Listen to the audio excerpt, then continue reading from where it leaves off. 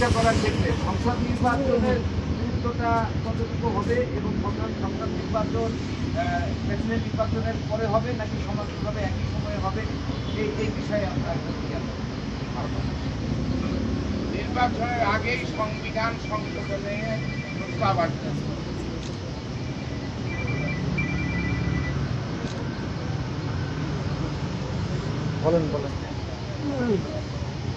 সংবিধান সংস্কারের যে কমিটি করা হয়েছে আগামী 3 মাসের মধ্যে, তারা সংবিধান সংস্কারের প্রস্তাব জাতির সামনে উপস্থাপন করে।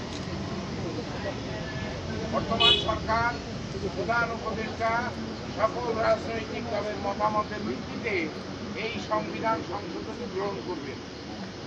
তাহলে সেখানে যদি গ্রহণ করেনও তাহলেও সংসদ নির্বাচন হতে হবে আগে। এই জন্য হতে হবে ওই যে সংস্কার যে প্রস্তাব, এই প্রস্তাবগুলো পাশ হবে তো সংসদে, এমপি লাগবে।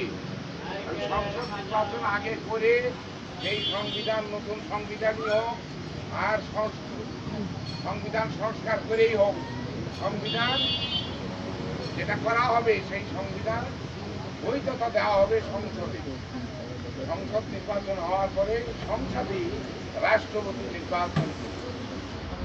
এই সংসদ সদস্যরাই রাষ্ট্রপতি নির্বাচন করবে, কিন্তু আগামী দিনে যিনি রাষ্ট্রপতি হবে নির্বাচন সরকারের, সেই রাষ্ট্রপতির ক্ষমতা এবং সংসদের প্রধানমন্ত্রীর ক্ষমতার মধ্যে ভারসাম্য আনা হবে।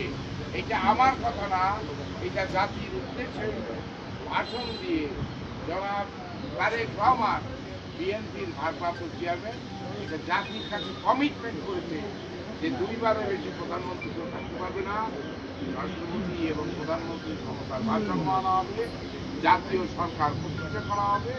তার অনেকগুলো স্বপ্ন আছে জাতি নিয়ে আগামী নির্বাচনের মাধ্যমে সরকার গঠন করে এই দেশে বাস্তবায়ন করবে।